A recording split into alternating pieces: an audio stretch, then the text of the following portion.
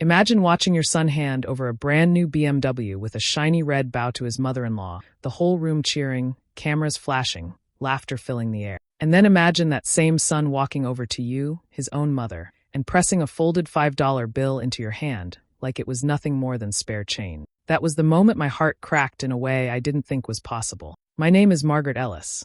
I raised my son, Caleb, by myself after losing my husband years ago. Every bit of my energy went into making sure he had the life I could only dream of. I cooked, I cleaned, I worked more hours than my body could handle. I thought he would always see me as the one person who had been there when no one else was. But on that day, in a room filled with strangers and smiles, I realized how far I had fallen on his list of priorities. Caleb had married Samantha Price not long ago. She was from one of those families where money flowed easily, where appearances mattered more than truth. Her mother, Vivian, walked into every room as if she owned it. Perfect hair, perfect smile, perfect control over everyone around her. I never felt comfortable near her, and she never made me feel welcome either. The birthday party was hosted at Vivian's house, all marble floors and glittering chandeliers. I stood in the corner, holding a glass of water, watching my son laugh with people I barely knew. Then the moment came. The crowd was gathered outside in the driveway, and there it was, a gleaming BMW parked with a bright red bow. Caleb handed Vivian the keys with a grin so wide it looked rehearsed.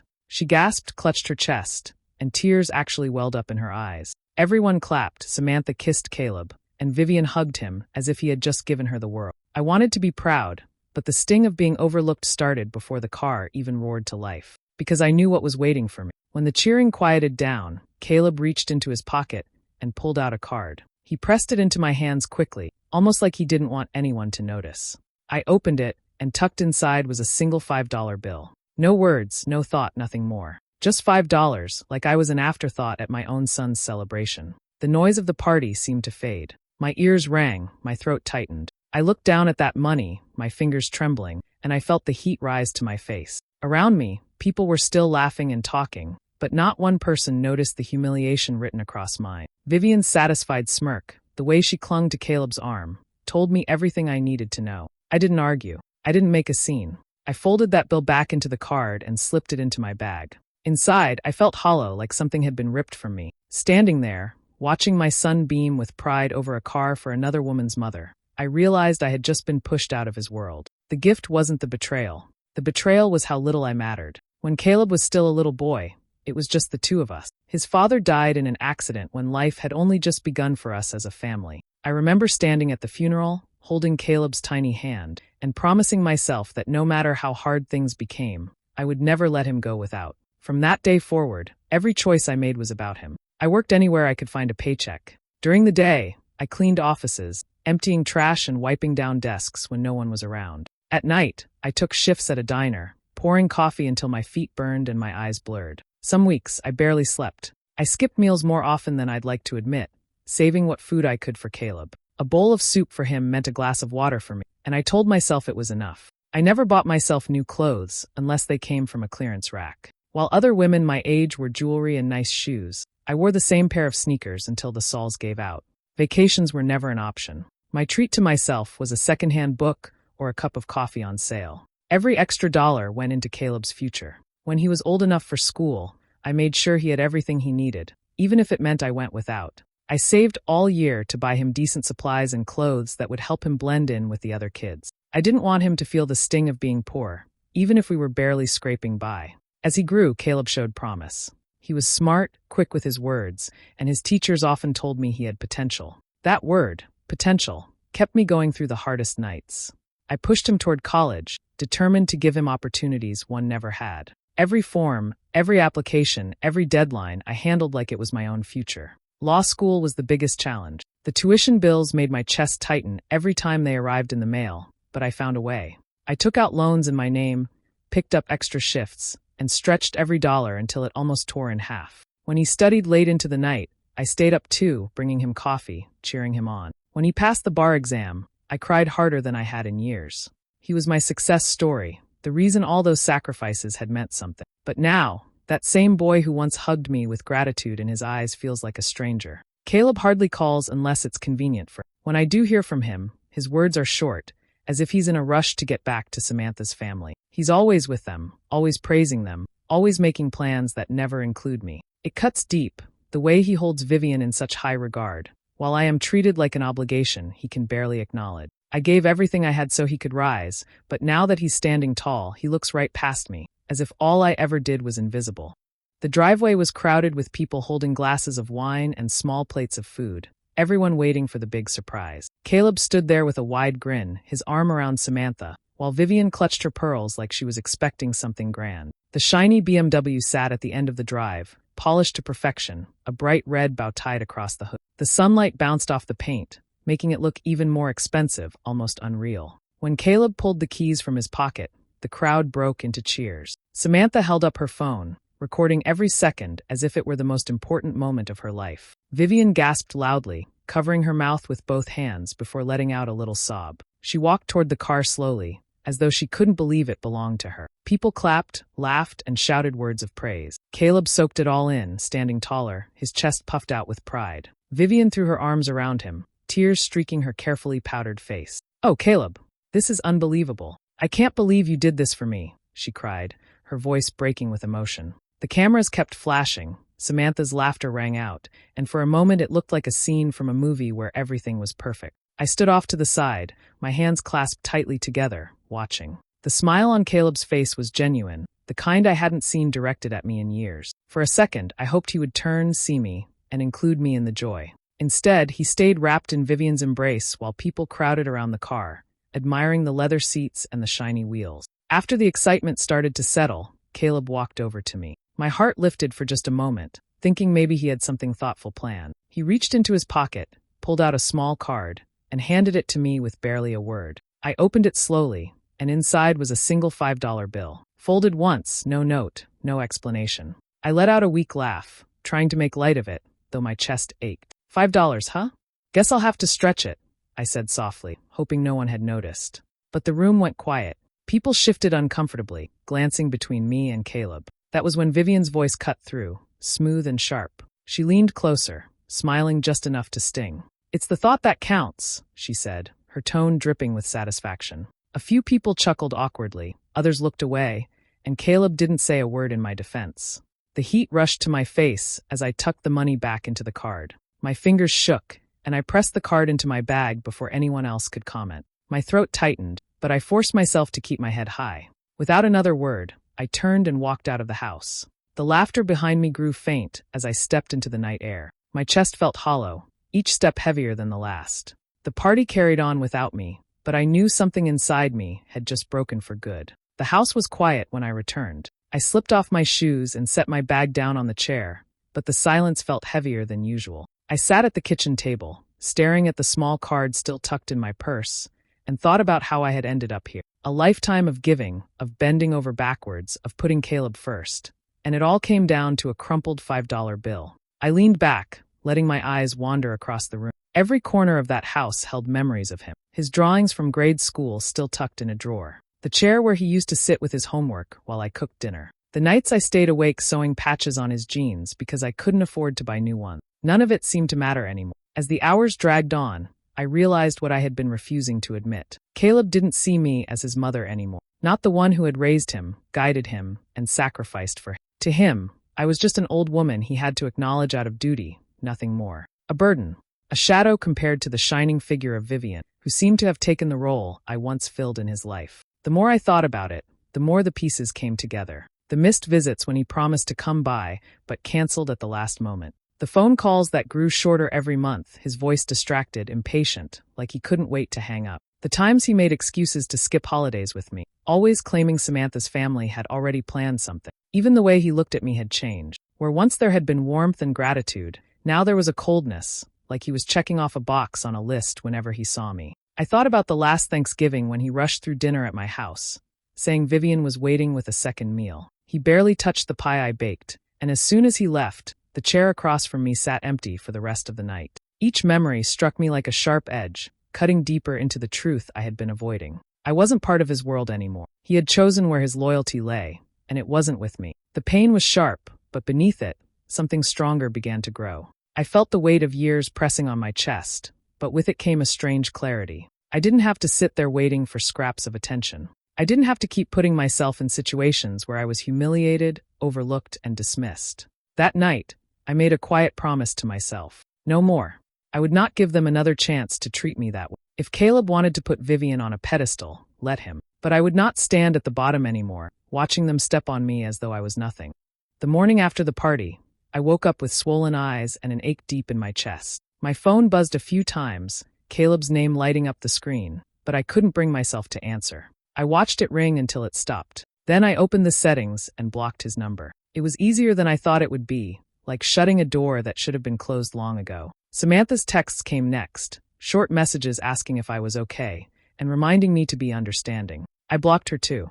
I didn't want explanations or empty words. For days, I stayed quiet, moving through my house like a stranger. Each room carried reminders of the life I had given to Caleb, but instead of comfort, they felt like chains tying me to a past that no longer mattered. I made a decision. I would leave it all behind. I contacted a realtor and put the house on the market without telling anyone. It wasn't much, small, a little worn, but it had been mine for decades. The realtor found a buyer quickly, and I signed the papers with steady hand. The money wasn't a fortune, but it was enough to start fresh somewhere far from the shadow of Vivian's family and the disappointment of my son. Packing up was harder than I expected. I held old photographs, school projects, clothes Caleb had outgrown, and each item carried a memory. But instead of clinging to them, I placed most in boxes for donation. Letting go of those things felt like shedding layers of hurt.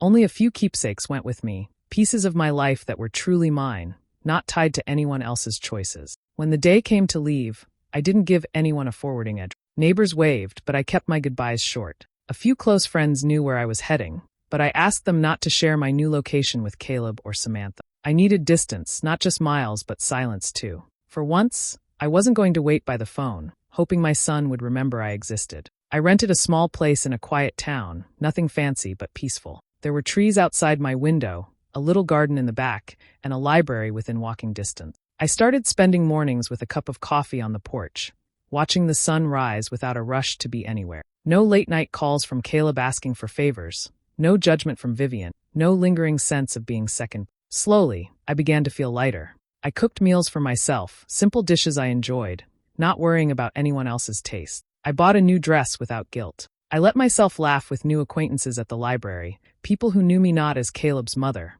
but simply as Margaret. For the first time in years, my thoughts weren't wrapped around my son's happiness. They were about mine. And though the ache in my heart hadn't vanished, I finally felt like I was stepping into a life where I mattered. It took a while before Caleb noticed I was gone. At first, he probably thought I was just upset after the party, maybe taking a little time to myself. But when his calls never went through and his texts stayed unanswered, he began to worry. Weeks passed before he finally drove to my old house.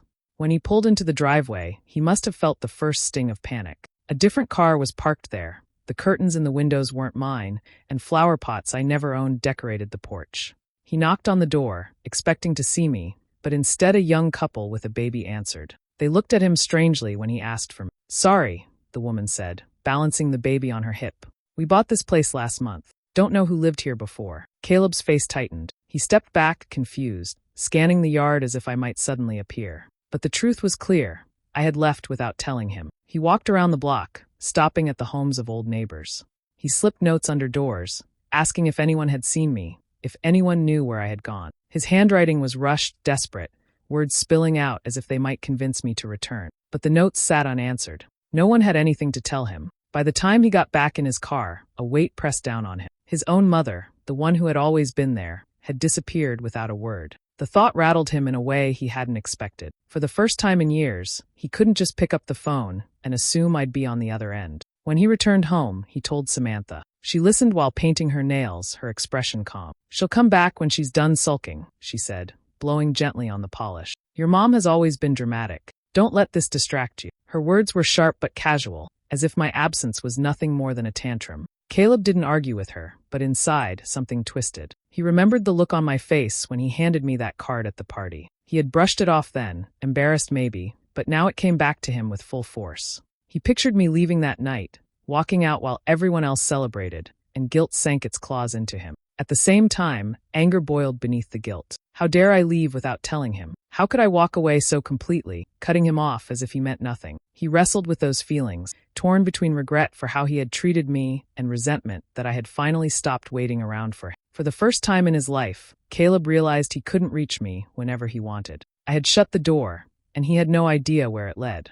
Vivian had always carried herself like nothing could touch her. She spoke about money as if it would never run out, investing in one project after another with the confidence of someone who thought the world bent to her will. For a while it worked. Her restaurants, her boutiques, her small real estate deals, all of them seemed to shine. Caleb trusted her completely, putting his own earnings into her ventures without hesitation. He believed she could never fail. But cracks began to show. One restaurant closed after a year, then another business folded soon after. Bills piled up faster than Vivian could cover them. Whispers spread in her circles about unpaid debts, lawsuits, and failed projects. The polished image she carried started to slip, though she tried to hold it together with her usual smile and sharp words. Samantha and Caleb felt the strain almost immediately. The house that once seemed filled with endless comforts suddenly carried the weight of overdue notices. Creditors called at all hours, and the cars they drove, once symbols of success, became reminders of money they no longer had. Samantha grew restless, her tone sharper, her demands heavier.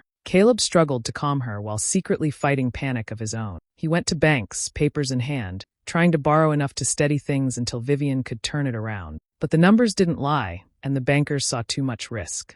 Each meeting ended with a firm shake of the head. Friends who once praised his success now avoided his calls, unwilling to tie themselves to a sinking ship. Nights grew long for Caleb. He lay awake, staring at the ceiling, replaying every choice he had made. Vivian's voice had guided him, and he had followed her blindly, certain her confidence meant security. But now he saw how easily it could all vanish. In the quiet moments, his thoughts drifted to me. He remembered how I had managed to raise him with almost nothing, stretching every dollar until it lasted. He remembered how I never spent carelessly, how I always saved, planned, and made sure he had enough even when I went without. Regret gnawed at him. He had traded the wisdom of someone who had lived with sacrifice for the flashy promises of someone who only cared about appearances. The image of me sitting alone after the party came back, clearer than ever. He had pushed me aside, convinced that Vivian's world was brighter, richer, better. Now that same world was crumbling beneath his feet, and the one person who might have understood how to survive hard times was gone, because he had let me go. The town I chose sat along the coast of Maine, small and quiet, with salty air that drifted in from the ocean. The houses were simple, the streets narrow, and people greeted each other like neighbors even if they had only met once. It was nothing like the busy city I had left behind, and that was exactly what I wanted. I found a little cottage on the edge of town, white paint peeling in spots but cozy inside. The windows looked out toward the water, and at night I could hear the waves rolling in. The first morning I woke there, I felt something I hadn't in years: calm. No buzzing phone, no obligations, no shadows from the past pressing in. To keep busy, I took a part-time job at the town library. The work was gentle, shelving books, helping children find stories, chatting with regular visitors. The library smelled of paper and old wood, and it quickly became a place I loved. People knew me simply as Margaret, the woman who worked at the desk with a kind smile. No one asked about Caleb, and I didn't volunteer the story. At home, I started a small garden in the yard. At first, just a few tomato plants and herbs, but soon flowers bloomed along the path, and vegetables filled neat rows. Digging in the soil and watching things grow gave me a sense of peace I hadn't known before. I was building something for myself, not for anyone else.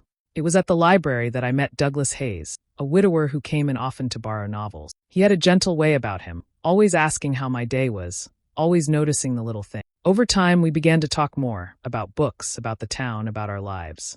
He told me about losing his wife, about the quiet house he returned to each evening. I told him small pieces of my story, the parts that didn't hurt too much to share. Douglas never judged, never dismissed my words. He valued kindness and honesty, and he treated me with a respect I hadn't felt in years. Slowly, I found myself looking forward to his visits, to our walks along the harbor where the gulls cried overhead and the boats rocked in the water. For the first time in decades, I felt free. I was no longer defined by sacrifice or disappointment. In that little coastal town, with soil on my hands and a friend who saw me as I was, I felt like a whole person again. One afternoon, I heard a knock at my door. I wasn't expecting anyone, and when I opened it, my breath caught. Standing there was Caleb. He looked nothing like the man I remembered. His suit was wrinkled, his face pale, his eyes ringed with dark circles. He had lost weight, and the confident smile he always wore was gone. For a moment, neither of us spoke. He shifted on his feet, his hands twisting together like a boy caught doing something wrong. Finally, his voice cracked. "Mom, please. I had to find you. A friend told me where you were. I didn't know what else to do." I stepped aside slowly, and he came in, moving as if his legs could barely carry him. He sat at my kitchen table, staring at the cup of water I placed in front of him. His shoulders slumped, and then the words began to spill out. Samantha left, he said, his voice low. The money ran out, and she was gone within a week. Vivian, she ruined everything. Every investment I made with her collapsed. The house, the cars, it's all gone. I thought she knew what she was doing, but she dragged me down with her. I should have listened to you, Mom. I should have treated you better. His eyes filled with tears, and he reached for my hands across the table. I was wrong. I see it now. You were the one who always cared, the one who stood by me. I let myself get blinded by them, and I hurt you. Please, Mom, please forgive me. I need you. I didn't move my hands. I sat still, watching him, my heart torn in ways I couldn't put into words. His voice trembled, his face crumpled, but all I could see was that moment at the party. The red bow, the cheers, Vivian's tears of joy, and then the $5 bill pressed into my palm like I was worth no more. I stayed silent, my eyes on him, my mind drifting back to every sacrifice, every choice, every quiet moment of disappointment that had led me here. He begged, his words tumbling over each other, but I couldn't forget. Not yet. Not that easily. The $5 sat like a weight in my memory, heavier than any apology he could offer. Caleb's voice broke as he begged, his hands still reaching across the table, but my mind was clear. For years I had given him every piece of myself, and for years he had taken it for granted. Now he sat in front of me, empty-handed and broken, but the truth was simple. I didn't owe him anything anymore. I pulled my hands away and stood. My chair scraped against the floor, the sound sharp in the quiet room. He looked up at me with wide, desperate eyes, waiting for words of comfort, for the mother who had always rescued him. Instead, I let the silence stretch until it was almost unbearable. Finally, I spoke. My voice was steady, firm, stronger than I felt inside. I gave you everything, Caleb. Every ounce of strength I had went into raising you, supporting you, loving you. And when it was your turn to give something back, you gave me $5. He flinched as if the words themselves had struck him. His mouth opened, then closed again, no excuse left to offer. His shoulders sagged, and for the first time, I saw not just my son, but a man who had made his choices, and now had to live with. I walked to the door and opened it. The cool air rushed in, carrying the scent of the sea. I don't hate you, I said softly, but I won't let you hurt me anymore. Then I stepped aside and motioned toward the open space. Caleb rose slowly, his steps heavy as he walked past me. He turned once, as if searching my face for some sign of softness, but I kept my gaze steady. When he crossed the threshold, I closed the door behind him. The latch clicked, final and sure. For a moment, I leaned against the door, my chest rising and falling with deep breaths. The weight of years seemed to lift, replaced by something lighter, freedom. I had finally chosen myself, not out of anger, but out of necessity. Later that evening, I sat on the porch with Douglas. The sun dipped low, painting the horizon in shades of gold and pink. He handed me a cup of tea, his quiet presence steady beside me. The waves rolled against the shore, calm and endless. I didn't need revenge. I didn't need to see Caleb fall any further. My revenge was this: peace, happiness, and a life where I was no longer overlooked. Sitting there with Douglas, listening to the sea, I felt something I hadn't in decades. I was whole. And this time, I was enough for myself.